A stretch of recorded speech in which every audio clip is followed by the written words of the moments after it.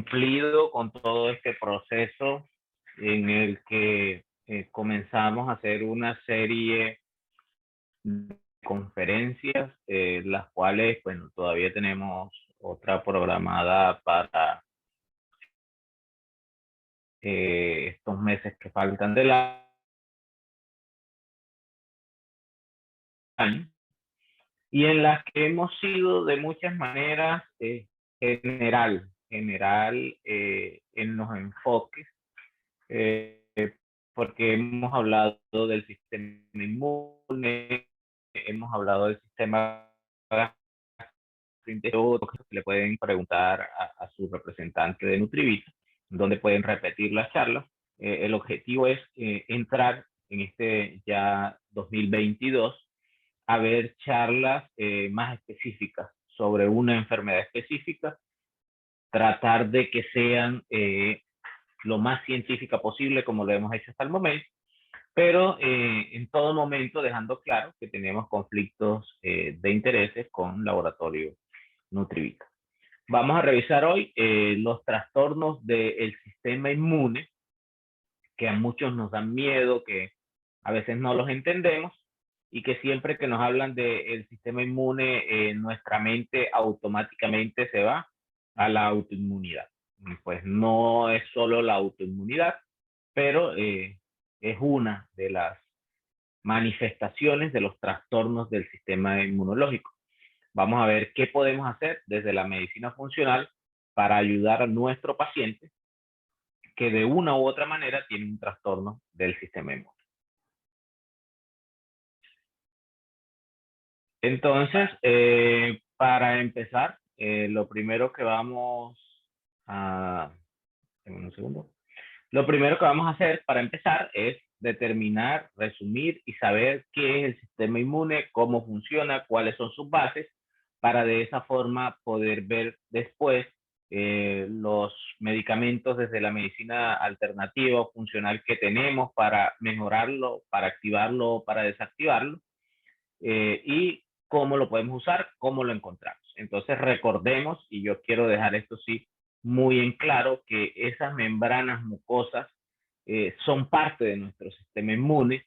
La primera línea de defensa que tenemos contra los patógenos externos, aparte de la piel, son las membranas mucosas, y muchísimas veces ni siquiera las recordamos. Entonces tenemos un paciente con una enfermedad inmunológica al cual no le mejoramos su permeabilidad intestinal, al cual no le mejoramos la calidad de sus membranas mucosas, y que ese paciente pues no va a mejorar al final lo que tiene. El ejemplo muy común de las rinitis alérgicas, donde al paciente le dan de todo para que se eche pues en la nariz, o le dan antihistamínicos orales, o le dan cualquier otro medicamento, pero muy pocas personas se preocupan, o muy pocos médicos se preocupan por darle algo que mejore su sistema gastrointestinal, como por ejemplo los probióticos de buena calidad, que van a ayudar sin duda a que ese paciente deje de presentar la enfermedad que está pasando en ese momento, en el caso de la rinitis alérgica. Entonces, tenemos que tener en cuenta las membranas mucosas, sin ninguna duda los vasos linfáticos, que son fundamentales para todo el desarrollo de la inmunidad. Las amígdalas también son muy importantes, esos pacientes que tenemos con amigdalectomía o tonsilectomía, perdón, o pacientes que tenemos que sufrieron o sufren de amigdalitis recurrente, o pacientes con enfermedades crónicas pero que no tienen nada en las amígdalas, o cualquier enfermedad. En terapia neural siempre hay que hacer amígdalas. Esa es una de las razones por las que hay que hacer amígdalas. La piel sin duda, la médula ósea, el vaso, y pues ahí tenemos lo grande del sistema inmunitario, sin nombrar aquí específicamente los intestinos y el hígado, que hacen parte fundamental de todo este sistema, y ya vamos a ver por qué no los nombramos aquí más adelante.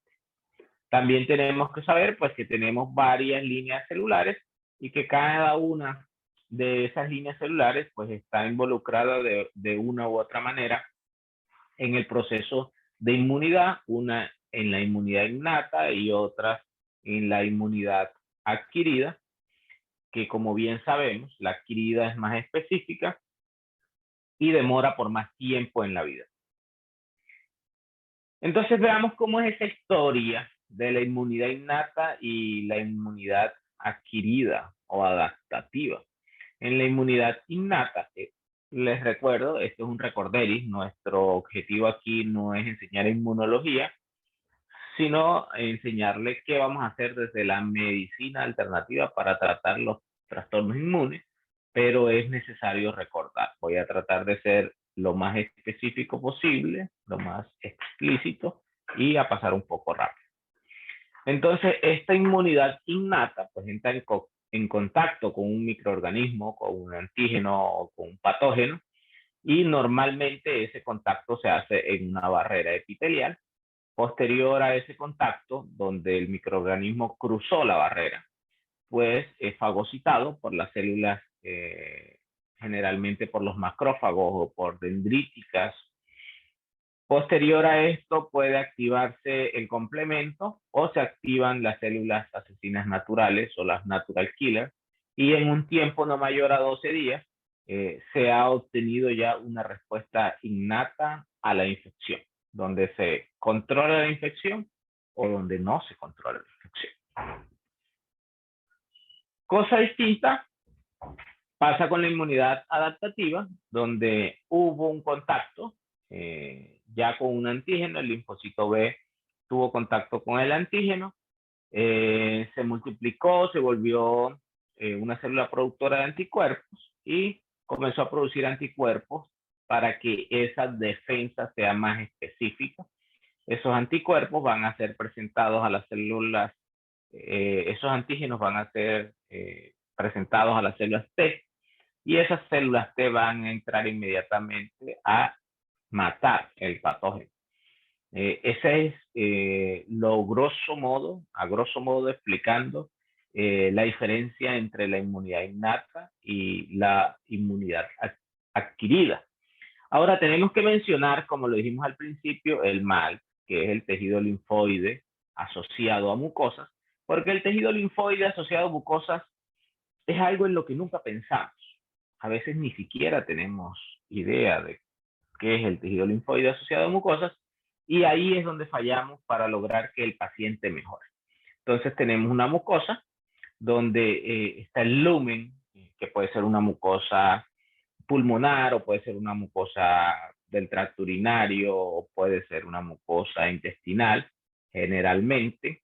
Hay el lumen, después hay una capa de moco, mucinas, y aquí en este caso están representando tracto gastrointestinal, porque aquí están los enterocitos. Hay también en estas secreciones inmunoglobulina A, y todo este conjunto, este equilibrio, va a lograr controlar las bacterias o las células patógenas. Más adelante vamos a ver qué pasa con esas bacterias. Entonces, mire, recordemos que el mayor sistema de órganos linfoides que existe lo tienen los mamíferos. O sea, los mamíferos son los que más órganos linfoides tienen. Y nosotros tenemos en el MALT, en el tejido linfoide asociado a mucosas, el 80% de los linfocitos. O sea, el 80% de todos nuestros linfocitos están en el tejido linfoide asociado a mucosas. ¿Y cuál es el tejido linfoide asociado a mucosas? Bueno, el tejido linfoide asociado al tracto gastrointestinal es uno, el tejido linfoide asociado al árbol bronquial, el tejido linfoide asociado al tracto nasofaríngeo, asociado al tejido linfoide asociado al oído interno, a los órganos geniturinarios, a la glándula mamaria y a las glándulas salivales y lacrimales. Entonces, estos son los 7 tejidos linfoides que están asociados a la mucosa, que hacen parte del MALT. Tenemos unos 3 grandes, que son el GAL, el BALF y el NALF. Entonces, recordemos, ¿cuándo pensamos en eso? poco. Hay otro grande aquí, que de pronto no lo tengo aquí subrayado, pero es el geniturinario. ¿Y por qué lo menciono? Porque aquí tenemos el caso de mujeres que sufren de enfermedades genitales recurrentes, que han recibido todo lo que uno quiera y le han dado de todo. Y el motivo de consulta es que llegan porque tienen un flujo que no se le quita con nada. Y ya se acabó de poner unos óvulos de metronidazol y le mandaron ya vancomicina y le mandaron claritromicina y le mandaron de todo, pero esa paciente sigue con un flujo vaginal.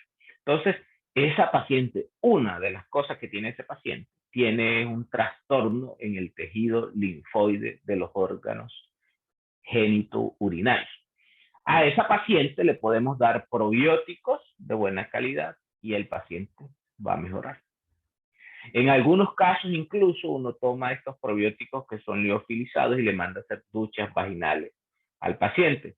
Hay unos probióticos que ya vienen específicos para mujeres y van a repoblar toda esta flora. Entonces, al repoblar esa flora se le quitó el flujo a la paciente que no tenía cura y que todo el mundo le había hecho de todo. Y ahí es donde usted entra a ser el héroe porque sabía que esa paciente tenía un trastorno en el tejido linfoide asociado a mucosas, específicamente en la mucosa genital de esa paciente.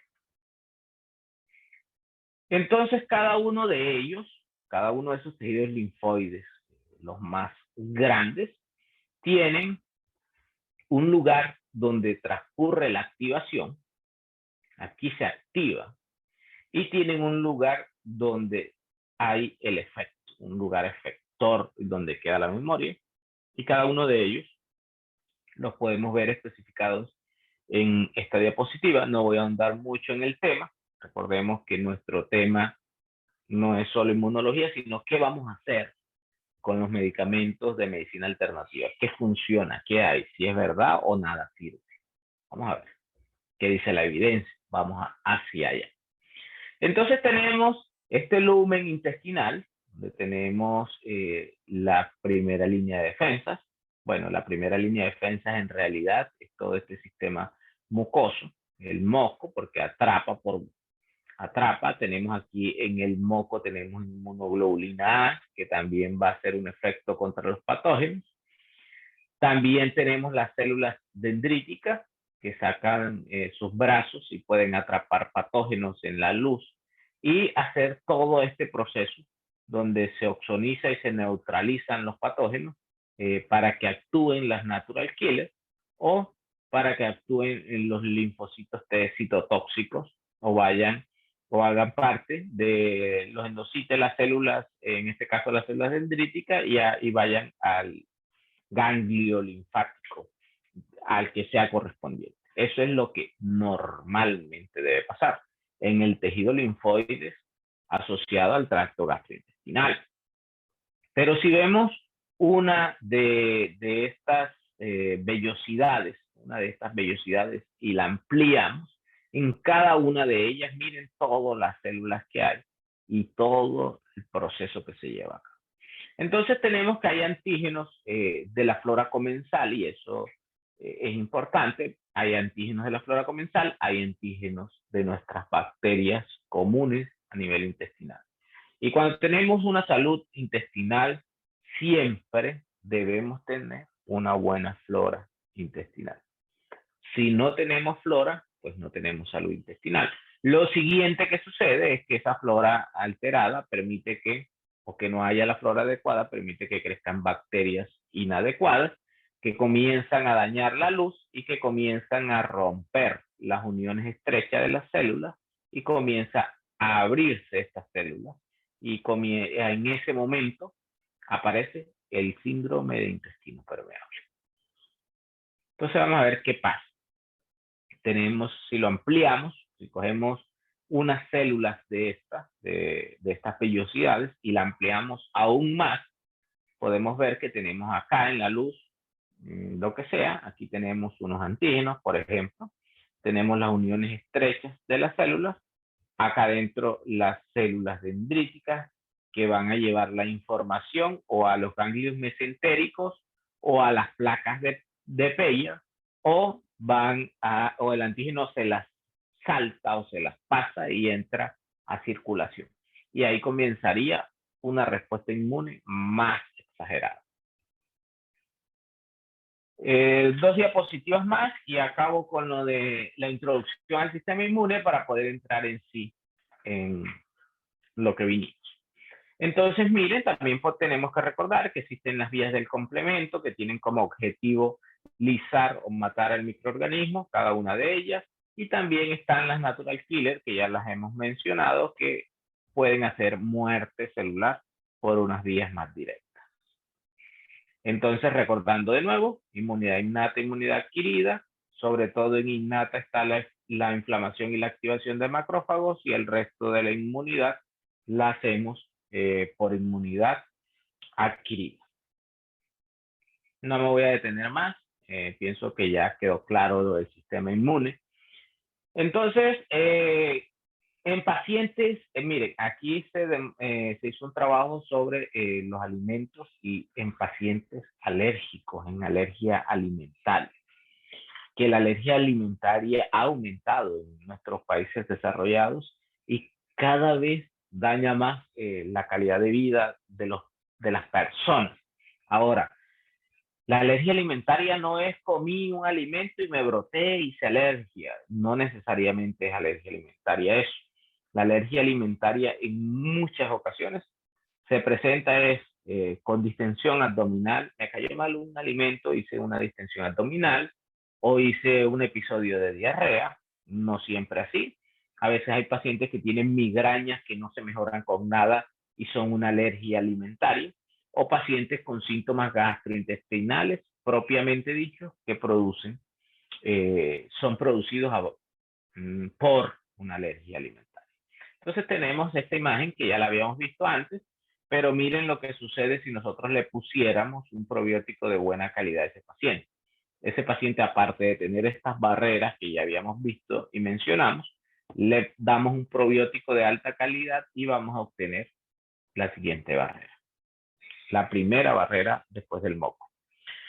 Entonces hay que, para estabilizar, para equilibrar el sistema inmune de cualquier paciente que usted tenga, tiene que mejorarle la salud de las mucosas.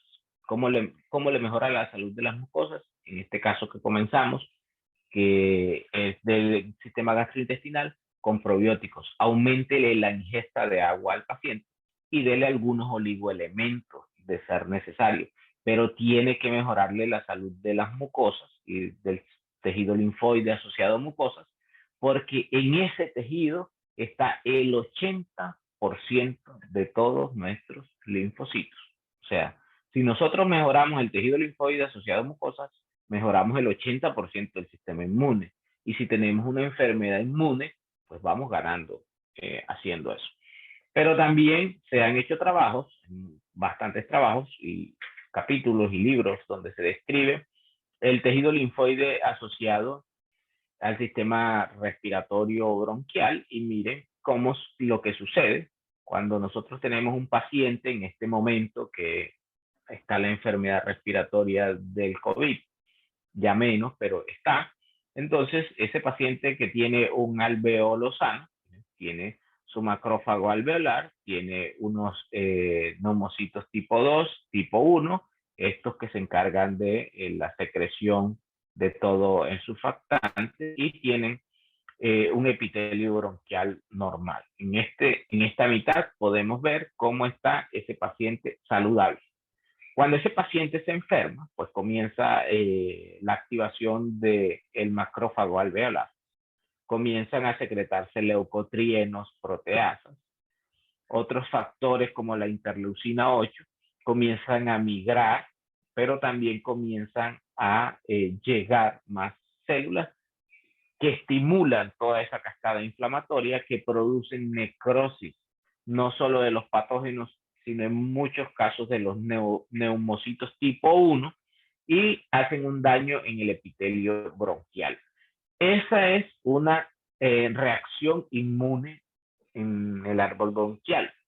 ¿Cuál es una enfermedad muy común que produce esto? El asma. El asma bronquial generalmente produce esta fisiopatología, este es uno de los mecanismos, y si se dan cuenta, estas células comenzaron a secretar leucotrienos. Entonces, la mayoría de los pacientes con asma bronquial tienen un inhibidor de leucotrienos, y esa es la explicación fisiológica por qué eso funciona y por qué se lo dan. Pero la solución en realidad no está allí. Ahí estamos calmando a esta célula o bloqueando lo que secreta la célula. Ahora la pregunta es, ¿qué hizo que la célula se activara si el paciente no tiene una infección? Allá es donde vamos a llegar hoy con la conferencia. Bueno, entonces, ahora sí, vamos a comenzar a hablar de lo que existe en la medicina funcional, en la medicina alternativa, en la medicina natural, para manejar las enfermedades que están asociadas a un trastorno inmune. Y esto es muy común. Yo creo que aquí no hay nadie que a alguien no le haya preguntado, doctor, es que yo estoy tomando este medicamento. Generalmente se venden en redes de ventas. Y si usted le lee los componentes, casi todos tienen suplementos derivados del calostro, generalmente del calostro bovino. Y ahí entra la gran disyuntiva, porque a usted le preguntan las personas y le preguntan sus colegas y le pregunta a su mamá, ¿esto sirve? ¿Y cómo dice uno si sirve o si no sirve? Pues para saber si sirve o no sirve, uno tiene que tener evidencia. Sin evidencia, lo que decimos es solo una opinión. Entonces, los suplementos derivados del calostro no sirven para todo, porque eso es lo que se escucha. Eso sirve, eso te quita todo, eso no sirve para todo. Depende. ¿Depende de qué? Depende de si el producto que usted tiene el contenido completo del calostro, generalmente calostro bovino, o sea, si es un extracto del calostro bovino, o si en vez de tener todo el contenido del calostro, tiene péptidos del calostro. Entonces, cada uno serviría para una situación diferente. Si yo tengo un paciente que su trastorno del sistema inmune está asociado a una depresión del sistema inmune, o sea, como dicen los pacientes, doctor, tengo las defensas bajas. Si usted tiene un paciente que tiene una enfermedad inmune que se caracteriza por una pobre respuesta de su inmunidad, le da gripas a cada rato, le dan infecciones urinarias a cada rato, cualquiera de estas patologías que deprimen o que se deprimió el sistema inmune y se manifiestan las patologías, pues un suplemento de calostro que contenga todo el extracto del calostro le va a servir a ese paciente. Cosa distinta sucede si usted lo que tiene es un paciente que tiene el sistema inmune alto, o sea, un paciente que tiene una enfermedad autoinmune o que tiene artritis reumatoidea. A ese paciente no le va a servir podría incluso empeorarlo.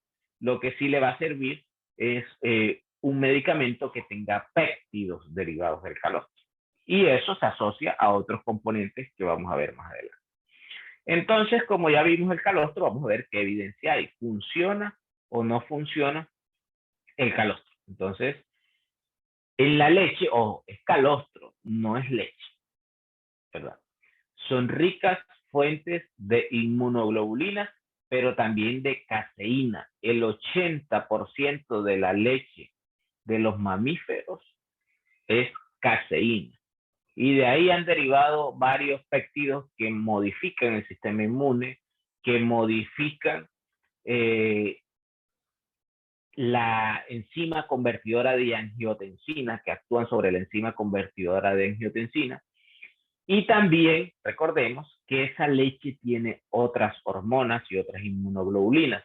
Al parecer es una de las razones por la que los chicos ahora son más altos que antes. Si uno compara a los jóvenes de hoy con los jóvenes de antes, pues antes eran delgados y pequeños, ¿verdad? Algo un poco más común.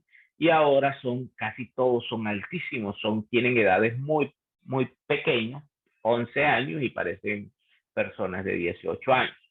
Gran parte de todo ese efecto se debe a la industrialización de los alimentos, pero la industrialización de alimentos que tienen hormonas, como los lácteos. El único mamífero del planeta que toma leche después del destete de manera intencionada somos los seres humanos. Uno no ve un toro tomando leche, ni un elefante adulto, no. Somos los humanos y de otra especie, no es de nuestra misma especie. Entonces, esta leche o estas secreciones, que puede ser la leche o el calostro, han ido evolucionando a medida que ha pasado el tiempo para asegurar la transmisión de la inmunidad de la madre al hijo.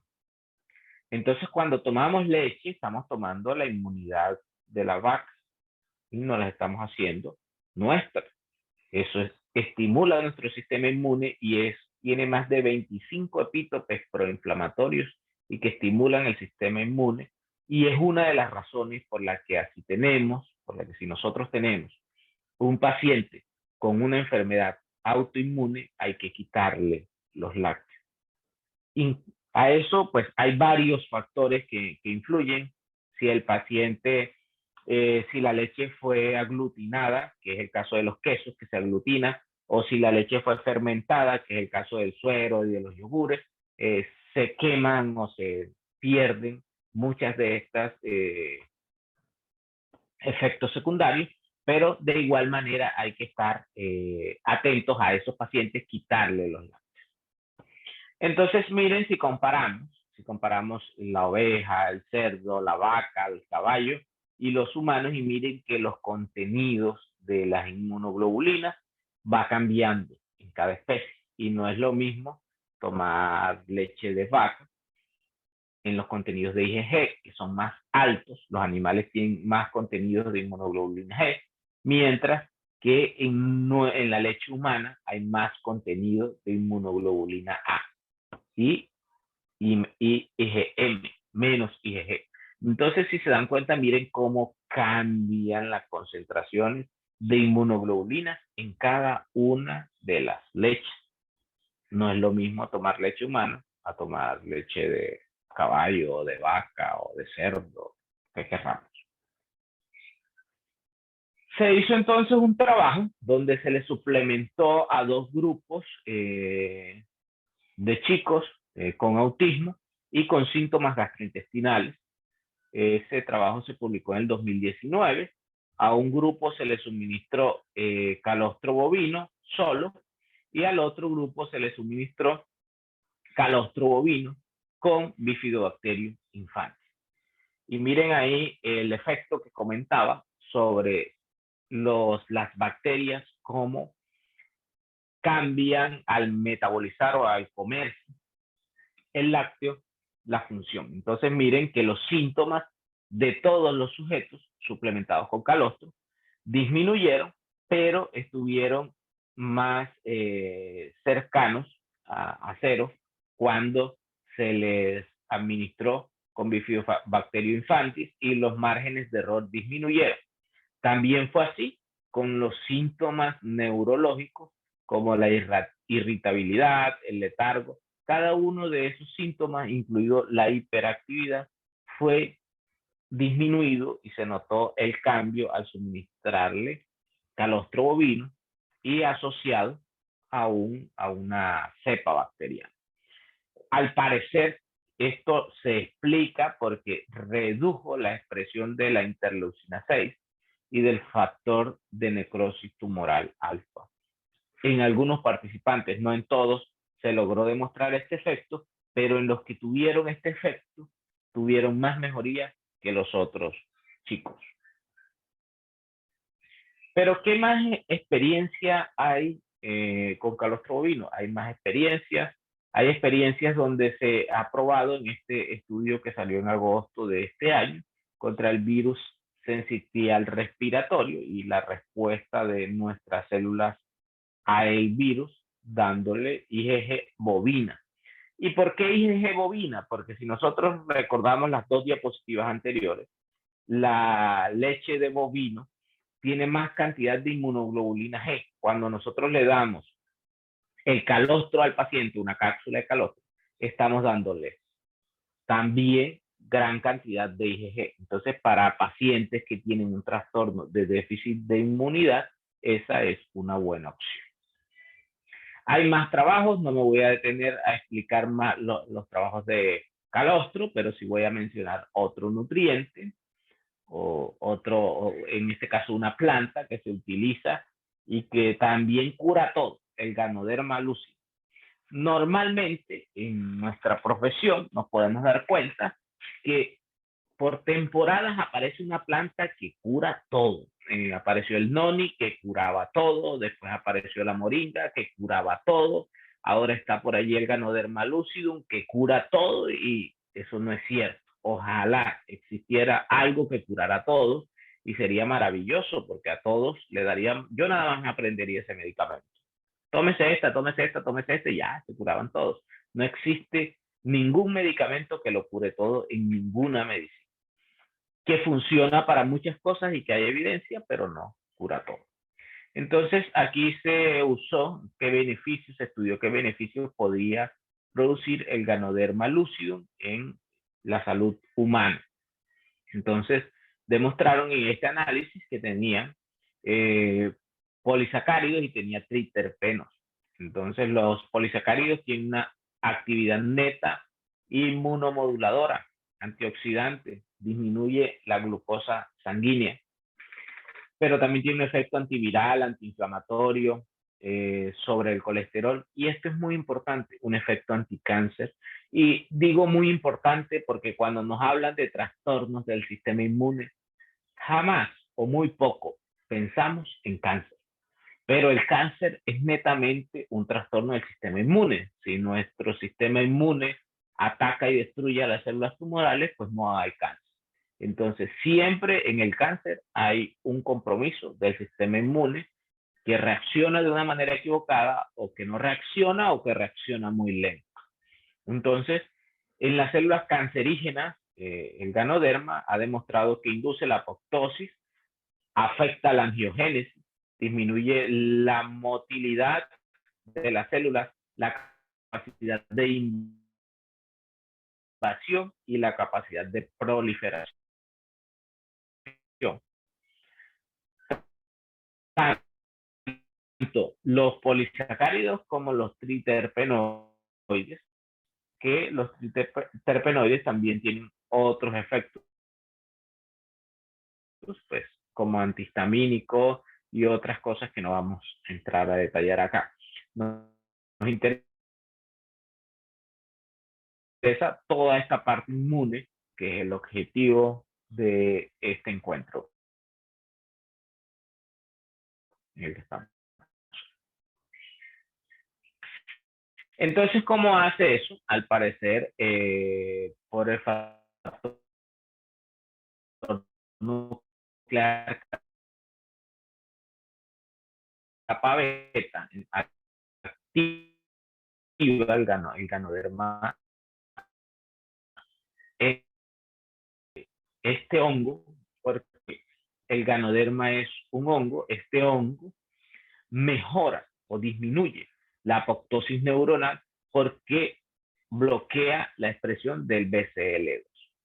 Y al bloquear la expresión del BCL2 no se expresa la caspasa 3, y si no se expresa la caspasa 3 no hay un daño de las células neuronales. Entonces, otro efecto que podemos encontrar es que disminuye la apoptosis neuronal y sería una muy buena opción si tenemos la oportunidad de darla a un paciente anciano o que tiene una enfermedad neurológica o que tiene una enfermedad inmunológica. Y recuerden que todos cuando estamos ancianos, de una u otra manera, nuestro sistema inmune no funciona de la manera adecuada. Ahora, si yo tengo la oportunidad de darle Ganoderma lucidum únicamente, es una opción, pero si yo tengo la oportunidad de en una cápsula o en un medicamento darle más opciones al paciente con una sola toma igual, pues es mucho mejor. Vamos a ver qué más encontramos. Yo les estoy mencionando las principales, son hongos, los principales componentes de un medicamento. Y les estoy demostrando la evidencia que hay, perdón. Entonces tenemos el shiitake. es otro hongo, voy a mencionar 3 o 4 hongos, donde se ha demostrado, se ha usado la Lentínula edodes, que es el shiitake, para ver su efecto sobre las células T humanas. Pero también se han hecho estudios de revisión sobre qué efecto tienen, sobre todo el sistema inmunitario de las personas. No in vivo ni in vitro, sino en pruebas en humanos. Entonces se ha demostrado que aumentó la cantidad de células natural killer o asesinas naturales en los pacientes que recibieron la suplementación con el hongo. Aumentó la cantidad de CD8. Recuerden que los CD8 tienen una actividad parecida a las natural killer, por decirlo así, a un modo gigantesco. Aumentó la interleucina 2 y por ende también aumentó la actividad de los CD4, teniendo un efecto más intenso sobre células tumorales. Y miren que esta conferencia no se trata de cáncer, se trata del sistema inmune, pero el sistema inmune, el cáncer siempre está asociado a algún trastorno del sistema inmune, lo vuelvo a repetir. ¿Qué otro hongo tenemos? Aquí tenemos este otro honguito que crece en ramilletes, la grifola, y en ella se estudió si tenía efectos antitumorales. Este fue en Nutrients en el 2020, está recién publicado en mayo del año pasado. Si tenía efectos antiinflamatorios y si tenía efectos antialérgicos. Eso fue lo que intentaron identificar de cómo la grifola frondosa podía producir estos efectos, cuáles eran los mecanismos. Entonces se describieron dos mecanismos grandes o dos grupos de mecanismos. El primero era unos mecanismos antitumorales, en donde atacaba directamente el tumor porque hacía apoptosis, inducía apoptosis a la célula tumoral y suprimía la metástasis. Hacía una defensa indirecta porque bloqueaba la neovascularización tumoral. Y hacía una respuesta inmune porque mejoraba la efectividad de las células T colaboradoras. Pero también tenía mecanismos antiinflamatorios porque redujo las citocinas proinflamatorias y el estrés oxidativo, mejoró la microbiota intestinal y mejoró el equilibrio TH1-TH2, que el equilibrio TH1 y TH2 está relacionado directamente con la respuesta a enfermedades alérgicas también. Y el último de los hongos que voy a mencionar hoy es el Cordyceps sinensis.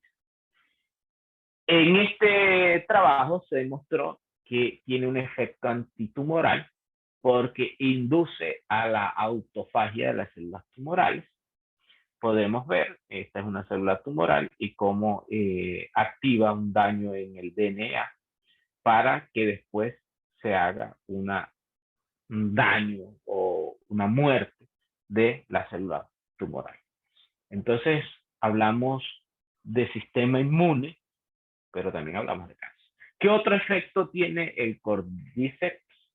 El Cordyceps, entonces miren, aquí tenemos, este es el hongo, esta es su raíz, parece como un gusanito, pero cuando sale bueno, miren, parece como un gusanito, pero en la parte aérea aparece el hongo de esta manera. Lo otro es sus raíces.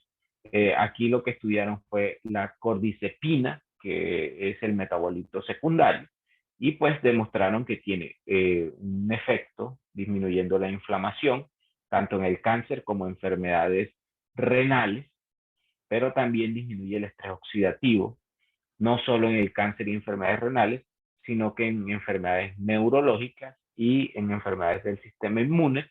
Por lo tanto, tiene un efecto neuroprotector, inmunomodulador y un efecto sobre la protección de la función renal.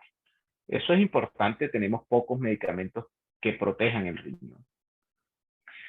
Ahora les voy a hablar de una planta que ya conocen, la ashwagandha, la hemos mencionado en varios puntos en varios momentos, pero hoy vamos a ver qué efectos tiene, en este caso, sobre el sistema inmune. Aquí hay un trabajo, estoy presentando algunos trabajos, podemos una sola planta y demorar toda la conferencia en eso, y no es el objetivo. Entonces, se ha demostrado que tiene efectos citotóxicos sobre células de leucemia. Entonces, le administraron 24 horas de tratamiento con 1.6 miligramos por mililitro del extracto de ashwagandha, y el número o el porcentaje viable de las células tumorales en 24 horas fue el 64%, 64.4%, o sea que logró matar casi el 40% de las células, pero cuando aumentaron la concentración a 3.2 miligramos por mililitro, la viabilidad de las células llegó casi al 16%, o sea, mató casi más del 80% de las células tumorales. En el estudio que se hizo, se tomó una media de 2.5 miligramos por mililitro, y es más o menos las dosis adecuadas para tratar a ese tipo de pacientes. Y digo para tratar en nosotros, que podemos brindarle al paciente la oportunidad de tomar este tipo de suplementos que pues no lo tienen con la medicina convencional, y que puede ser un apoyo fundamental en todo ese proceso. Entonces, acá demostraron que de acuerdo a la concentración, habíamos dicho que aquí le pusieron 1.6 miligramos, está acá. Estas que están en blanquito son las células viables, las células que sufrieron necrosis y las que se les indujo apoptosis. Y si se dan cuenta, en el momento en que comienzan, pues casi todas las células están viables, pero a medida que se aumentó la concentración, ya cuando se llegó a 1.6, el mayor efecto de esas células que murieron fue por inducción se les indujo, perdón, la apoptosis, pero también otras se necrosaron, y todavía hay algo que es el 16%, 16.6% de células viables. Todo eso mejorando el efecto del sistema inmune. Voy a mencionarle los péptidos. Ahora les voy a decir al final qué formular, porque uno a veces sabe, listo, bueno, sí, eso funciona y eso funciona. Y cuando me llega el paciente, ¿qué hago? Eso lo voy a enseñar ahora, qué van a hacer. Entonces, también tenemos que mencionar, yo les dije, si usan el calostro completo, hace un efecto. O sea, usted lo usa para pacientes que tienen pobre respuesta inmune. Si el paciente tiene una enfermedad autoinmune, con el sistema inmune elevado, pues a ese no le vamos a dar el calostro completo, sino que le damos los péptidos. ¿Cuáles son los péptidos más comunes? Es la lactoferritina, ¿verdad? Y la lactoferritina se ha demostrado en este trabajo, lo que hicieron fue que tomaron lactoferritina sin hierro, o sea que no está unida a hierro, lactoferritina que está unida a hierro, y otros péptidos de lactoferritina, donde al administrarlos a la célula o al paciente, disminuyeron la capacidad de adhesión de los microbios a el tratamiento, al paciente de tratamiento. Entonces, miren, aquí podemos tener una molécula de lactoferritina sin hierro y otra con las dos moléculas de hierro. En el caso de los parásitos, normalmente lo que sucede es que este parásito llega, toca el receptor, y con el receptor entra a la célula. Uno de los mecanismos en que funciona la lactoferritina es que se interpone entre el receptor y el parásito, y ese parásito que normalmente llegaba y se unía al receptor, pues ya no lo va a poder hacer, porque ahí está una molécula de lactoferritina y no se produce la infección en el caso de este parásito. Pero si ya se hubiese producido la infección, la lactoferritina induce a la apoptosis celular. Pero en los virus también pueden haber varios mecanismos. Un mecanismo sucede igual. La diferencia es que aquí tenemos lactoferritina que no está unida a hierro. En el caso de los virus, la que se interpone es la lactoferritina unida a hierro y otros péptidos de lactoferritina, para que si el virus llega al receptor, no pueda entrar. Entonces no hay infección. Otro mecanismo es que la lactoferritina unido a hierro se une al receptor viral, y pues de esa forma tampoco puede entrar y no hay infección. Y sin duda, si ya el virus logró entrar y está dentro de la célula, pues la lactoferritina que no tiene hierro interfiere en la replicación viral. Entonces, esos son los mecanismos por los que la lactoferritina, bien sea unida al hierro o como péptidos, interfiere en las infecciones de los pacientes. Entonces ya dijimos que ahí tenemos péptidos. Entonces lo que habíamos dicho, si tenemos un paciente que tiene el sistema de defensas bajo, y voy a usar ese término, que tiene cualquier trastorno inmune que no le permite responder con eficacia, nosotros podemos usar calostro bovino, que ya vimos la evidencia que sí funciona. Podemos usar ashwagandha, que también vimos que sí funciona. Podemos usar maitake, shiitake o cordyceps. ¿Y cómo se lo formulo al paciente? Vamos para allá. Si yo tengo un paciente que tiene el sistema inmune alto, o sea, alto no es lo mismo que efectivo, porque hay pacientes que tienen un sistema hiperinmune, una hiperinmunidad, están teniendo una actividad inmune fuerte contra sus articulaciones en la artritis reumatoidea, pero contra las infecciones no tienen mucha respuesta. Entonces tienen alto, no siempre significa que el sistema inmune está efectivo. Pero si tenemos ese paciente que tiene ese sistema inmune alto, elevado, ¿verdad? O con hiperrespuesta, nosotros le damos lactoferrina o le damos inmunoglobulina G bovina o le damos prolina, que es otro péptido. Al parecer el péptido que más impacta, la mayoría de los péptidos que se han estudiado, tanto para mejorar el sistema inmune como para disminuir la presión arterial, estimulando o bloqueando la enzima convertidora de angiotensina con la caseína o sus derivados, los más efectivos siempre han tenido prolina. Al parecer, ese es uno de los péptidos necesarios para que puedan funcionar los otros. Se está estudiando para determinar claramente por qué. Entonces, si yo lo tengo con el sistema inmune bajo, yo lo que quiero es subírselo, yo le puedo mandar inbox. Y en ese inbox, yo a ese paciente le estoy dando todo esto. Y aquí me faltó, bueno, ahí están los hongos, está el calostro y me faltó aquí el ganoderma. El ganoderma no está anotado acá, pero este también tiene ganoderma. O sea que en ese medicamento, como les decía al principio, usted quiere proteger al paciente del sistema neurológico, quiere mejorar el sistema inmune. Si tiene ganoderma, pues solo le da ganoderma, pues solo le está dando este. Si le da este, le está dando todos los beneficios de todos los demás componentes.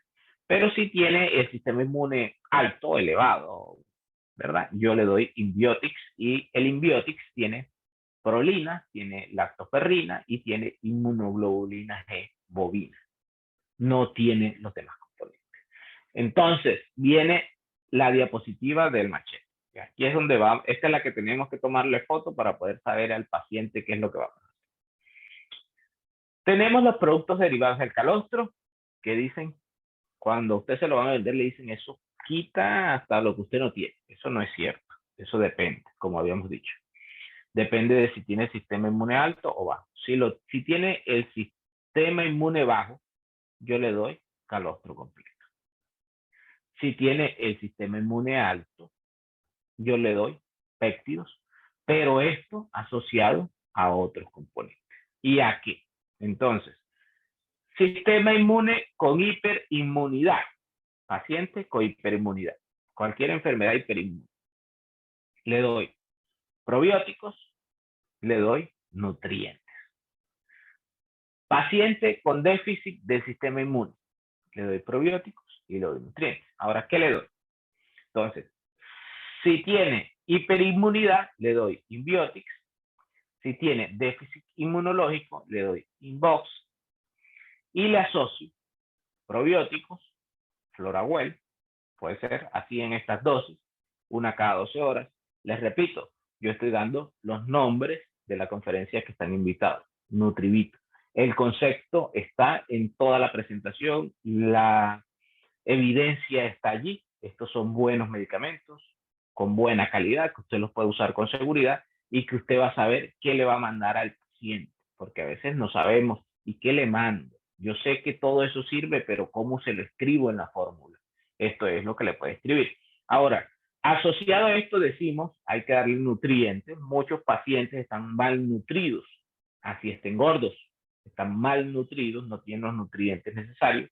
Estos son geniales, yo creo que lo que yo más uso son estos nutrientes, me va muy bien, tienen una presentación diferente ahora, son como así, sino que no encontré la fotito, son como así, son más bonitos, entonces todos se están actualizando para que sean más bonitos, ya estos están más bonitos.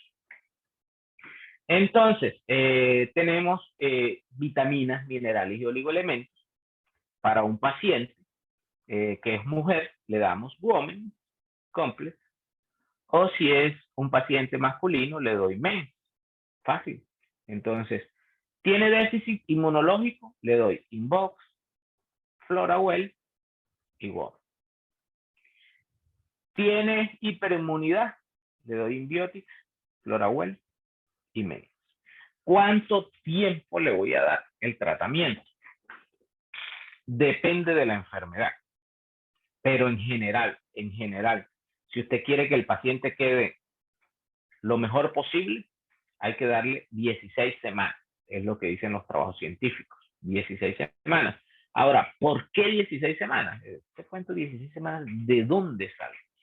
Nuestra matrix extracelular, que es lo que comunica todas nuestras células, tiene de vida 16 semanas, que son 120 días aproximadamente, el mismo tiempo que tiene de vida el glóbulo rojo, de 90 a 120 días, y muchas cosas en nuestro cuerpo. Entonces, esa es la razón del tiempo que usted le debería dar de tratamiento a su paciente. Tener en cuenta que si usted le va a dar el calostro bovino completo en algunas presentaciones, debe saber si ese paciente es intolerante o no a la lactosa o a trazas de lactosa. Determinar si se le puede dar o no. Este en general no reacciona con ese tipo de pacientes, pero hay otros que sí. Entonces usted tiene que saber bien qué le va a dar. Por eso le digo, esto es un medicamento accesible, de buena calidad, y estos me encantan, son maravillosos. Estos también son buenos, pero yo personalmente a todos mis pacientes les mando nutrientes. Entonces todos salen con nutrientes y pues por eso los uso muchísimo, independiente de lo que tenga. Siempre va probiótico, detoxificación, nutrientes, esta es la base de toda detoxificación profunda, completa. Y con esto, chicos, yo creo que estamos terminando. Ahora vamos a entrar a resolver las preguntas a que haya lugar. Espero la información haya sido clara y les sirva muchísimo a ustedes y a sus pacientes. Doctor, buenísimo, muchísimas gracias. Como siempre, aprendiendo cada día con usted. No sé si hay algunas preguntas en el chat. Por el momento no, pero pues vamos a esperar un momento. A ver qué nos dicen. Doctor, yo tengo una inquietud. Voy a empezar yo preguntando. El direccionamiento de la dosificación de Imbos, que es calostro seco, completo, es con alimentos, y la indicación del consumo de los polipéptidos, en este caso Inbiotics, es con el estómago vacío. ¿Hay alguna razón para que sea esto así? ¿Es mayor absorbido los polipéptidos con el estómago vacío, o a qué se debe?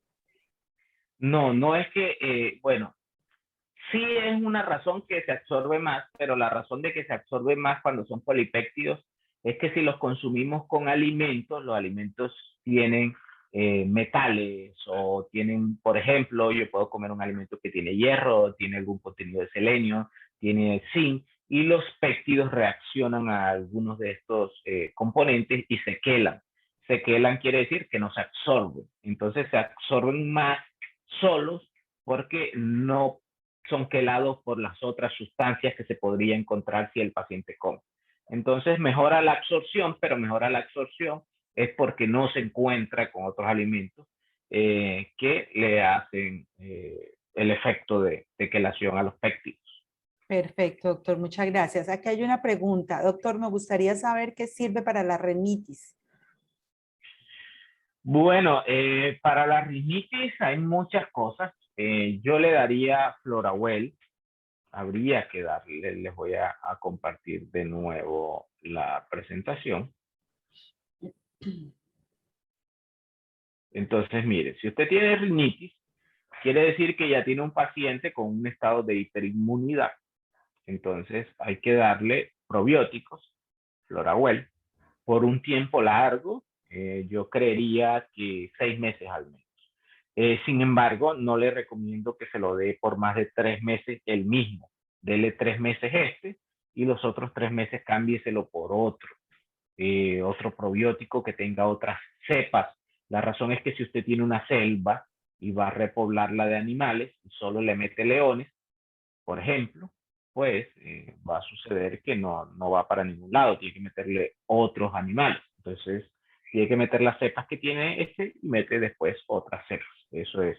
Dele Inbiotics, le va a dar Inbiotics al menos por 16 semanas a ese paciente y le va a dar un nutriente de esto. También le podría, yo creo que no le podría, le debería dar un medicamento de medicina antihumutóxica que sea específico para rinitis, que le va a ayudar mucho. Yo no siempre formulo un paciente con una sola línea. Creo que si tenemos varias herramientas podemos usarla y esa es una opción. También si sabes hacer terapia neural, le puedes hacer terapia neural y le va a ayudar mucho. Hazle al menos 4 sesiones, una semanal, o le puedes hacer biopuntura. Cualquiera de esas cosas, pero tienes que tener una base y la base son los probióticos. Puedes usar los péptidos en este caso y un nutriente. Ok, doctor. Nos preguntan cómo bajamos la hiperinmunidad para la artritis reumatoidea. Bueno, la hiperinmunidad en la artritis, primero que todo, en los pacientes de artritis hay que detoxificarlo, darle nutrientes, siempre los de artritis hay que darle nutrientes y hay que comenzarle a quitar el veneno. ¿Cuál es el veneno? Tienen metrotexato, o tienen prednisolona, o tienen los dos. Y ese veneno es literal. No lo digo yo. Coja Google ahora y comience a leer metrotexato, cuáles son los efectos secundarios. Ahora, si me curara la artritis, está bien, pero no se va a curar. Es difícil, estos tratamientos son difíciles no porque sea difícil de hacer, sino porque el paciente comienza a hacer dolor y los pacientes no quieren tener dolor. Entonces, ahí entra lo complicado, no quiere decir que no se pueda hacer, se hace, es muy efectivo, tienen buenos resultados los pacientes, pero si tiene artritis, entonces lo que dijimos, está en hiperinmunidad, dele probióticos, sí o sí tiene que darle, dele Inbiotics, que ya sabe que aquí tiene péptidos, denle el nutriente y denle una detoxificación avanzada, profunda. A ese paciente, para poder quitarle esos medicamentos, hay que ponerle sueritos. Hay que ponerle sueritos. Incluso en algunos casos yo los apoyo con analgésicos convencionales, mientras el cuerpo va detoxificándose hasta que ya el paciente se adapta y no tiene dolor y tampoco tiene metrotexato ni prednisolona. Listo, doctor, muchas gracias. Otra pregunta, dice, muy buena ponencia. Doctor, ¿cómo sabemos, está muy frecuente el uso de megadosis endovenosa de vitamina C? Sería importante relacionar este protocolo para activar energética y mitocondrialmente las células y su inmunología. Sin duda, sí. O sea, sin duda, sí. Usted, si tiene lo que acababa de comentar, si usted tiene la oportunidad de ponerse o ponerle a su paciente vitamina C, póngale. No sea malito, póngale. Eso es, la evidencia ha demostrado que tiene muchos efectos. Incluso hace poco se hizo un trabajo con esto del COVID, que se hizo en infecciones respiratorias, donde demostraron que 8 gramos de vitamina C endovenosa en infecciones respiratorias, no COVID, o sea, en una gripa normal, el 50% de los pacientes al día siguiente ya no tenían nada. Con 8 gramos fue que se hizo ese trabajo. Entonces, si usted tiene la oportunidad, sabe hacerlo, colóquele la vitamina C sin problema. Dice el doctor Lafori, la vitamina C tiene efecto techo. ¿Qué es un aporte? Sí, se usa el ascorbato en algunos casos.